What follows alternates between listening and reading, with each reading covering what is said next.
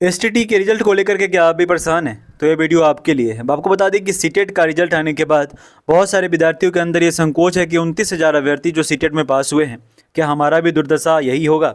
STT में भी क्या ऐसा कुछ होने वाला है? तो उसको लेकर के विस्तृत बात करेंगे इस वीडियो में और आपको बताएंगे कि आपका जो परीक्षा फल है वो कब तक जारी होगा एसटीटी के वेबसाइट पे। बहुत सारे लोग ऐसे हैं जो लगातार एसटीटी की वेबसाइट को विजिट कर रहे हैं। विजिट करने के बाद वो पाते हैं कि वहाँ ऑब्जेक्शन और एडमिट कार्ड और मॉक के अलावा कहीं कोई सूचनाएं रिजल्ट को लेकर के नहीं है। तो आपको बता दें कि आप सोच रहे होंगे कि रिजल्ट कब तक जारी होगा, तो उसको लेकर के इस वीडियो में विस्तृत बात कर लेते हैं। मैं आपको बताना चाहूँगा कि बहुत सारे लोगों के मन में सवाल है और बहुत सारे फेक वीडियोज आपने यूट्यूब पर देखा होगा कि लगातार लोग आपको एक ही चीज़ बता रहे हैं कि रिजल्ट आ जाएगा, आज शाम तक आ जाएगा, कल सुबह तक आ जाएगा, लेकिन रिजल्ट कहीं भी आपको देखने को नहीं मिल रही। उसका भी कई रीज़न है। पहला रीज़न ये है कि वो लोगों को बेसिक इन सब चीज़ों की जानकारी नहीं होने की वजह से ये है, उनको अपना चैनल को ग्रो करना है एवं तमाम ऐसी चीज़ें। देखो, आप एक चीज़ समझ के चलो कि आपकी जो जानकारी है वो कहीं भी बीएसईबी के जो वेबसाइट है उस पर नहीं दिया गया है। अगर बीएसईबी ने कुछ भी जारी किया होता तो आपको समझ में आता है कि रिजल्ट कब तक आएगा, कब तक नहीं आएगा। आपने देखा होगा कि मुजफ्फरपुर बिहार में जो आईटी जोन है, वहाँ पे जो पेपर लीक वाली चीज़ें हुई थी, उसके बाद जो एग्ज़ाम को रिशेड्यूल किया गया, उसको लेकर के थोड़ा सा वक्त लगा। नहीं तो 22 तारीख को रिजल्ट आने की उम्मीद थी, लेकिन वो भी कोई ऑफिशियल अनाउंसमेंट नहीं था कि 22 तारीख को रिजल्ट आ जाएगा। लेकिन इसका रिजल्ट जल्दी देना है। सरकार भी सोच रही है कि अभी आगामी जो बीपीएससी की बहाली आने वाली है, आप एक चीज़ अच्छे से समझ लीजिए कि सीटेट जो रिजल्ट दिया है, रिजल्ट के बाद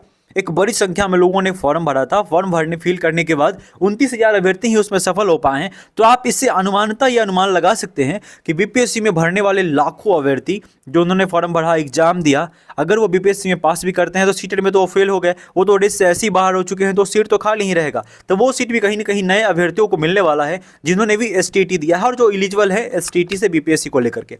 तो मैं आपको एक चीज़ स्पष्ट कर देना चाहता हूँ कि जो पेपर 1 को लेकर के सारी चीज़ें हुई है, उसको लेकर के जो भी लोग एलिजिबल है उनको बेहतर चीज़ें मिलेगा आने वाले समय में। तो आपको अभी फिलहाल क्या करना चाहिए उस पर बात करते हैं और रिजल्ट कब तक आएगा इस बारे में भी आपको बताते हैं। देखिए, रिजल्ट आने की संभावना, आज भी रिजल्ट आ सकता है, शाम तक भी आ जाए, दिन में कभी भी आ जाए, कल भी आ सकता है, परसों भी आ सकता है। कोई अगर आपको वास्तविक डेट बता रहा है कि कब आ जाएगा, तो आपको वो गलत बता रहा है कि आज शाम को या कल सुबह आ जाएगा, क्योंकि बीएसबी ने कोई भी ऑफिशियल अनाउंसमेंट इसको लेकर के नहीं किया है। आप आयोग के वेबसाइट पर देख सकते हैं, इस पर कहीं भी कोई भी ऑफिशियल अनाउंसमेंट अभी तक उन्होंने नहीं किया है।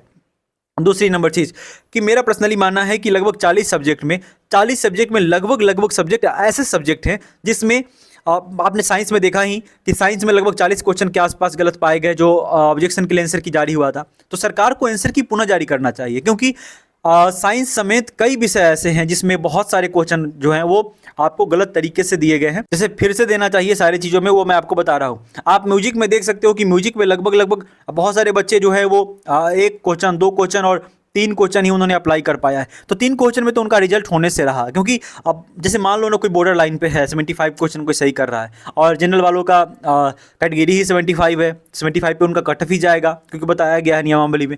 तो वो सारी चीज़ें हो गई तो फेल हो जाएगा। अगर मान लो नॉर्मलाइजेशन हो गया, नॉर्मलाइजेशन होने की उम्मीदें बहुत कम की जा सकती हैं, क्योंकि पाली तो म्यूजिक की एक ही में हुई है और सारे सब्जेक्ट में अलग अलग पालियों में हुई है, लेकिन एक एक पाली में उसकी एग्जाम हुई है। कोई 2-3 पाली में हुई नहीं है जो नॉर्मलाइजेशन ऐसा कुछ होगा।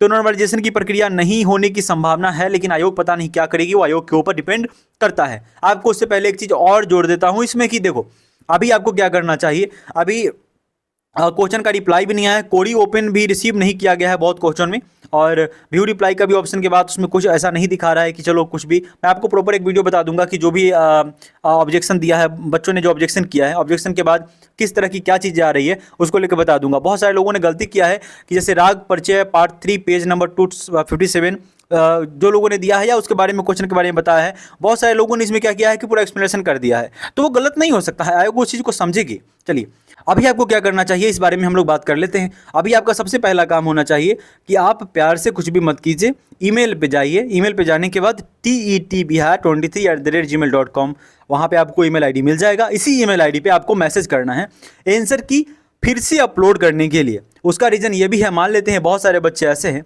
जो गलत तरीके से ऑब्जेक्शन को किया है, बहुत बच्चे ऐसे हैं जो ऑब्जेक्शन को नहीं किया है।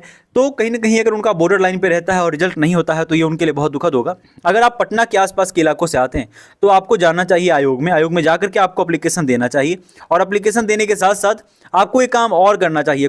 कॉल करेंगे, आप इस नंबर पे कॉल करेंगे तो कॉल तो लगता नहीं है, लेकिन आपको ईमेल आईडी पे जाकर के आपको मैसेज करना चाहिए कि सर आंसर की का ऑब्जेक्शन जो है फिर से एक बार रिशेड्यूल किया जाए, क्योंकि एक बार ओपन फिर से किया जाए। इसका भी मुख्य कारण है, अगर रिजल्ट 5-6-7 दिन बाद अगर आता है तो कोई दिक्कत नहीं है। आप देख रहे होंगे कि 2011 के बाद ये मतलब कितने साल बाद ये आया है आपका एसटीटी का एग्जाम। जो म्यूजिक वगैरह से रिलेटेड से जो स्टूडेंट है, बाकी सब सब्जेक्ट से तो जो है वो लगभग बीच बीच में कोई आया है कंप्यूटर वगैरह से, तो आप समझ सकते हैं इन सब चीज़ों को। तो एक लंबे समय बाद आया है और आपके आगे अभी सामने अब यूपीएससी का बहुत बड़ा मौका है टीचर का। आप टीचर बन सकते हैं, 40-45 हज़ार की नौकरी आपके हाथों में है।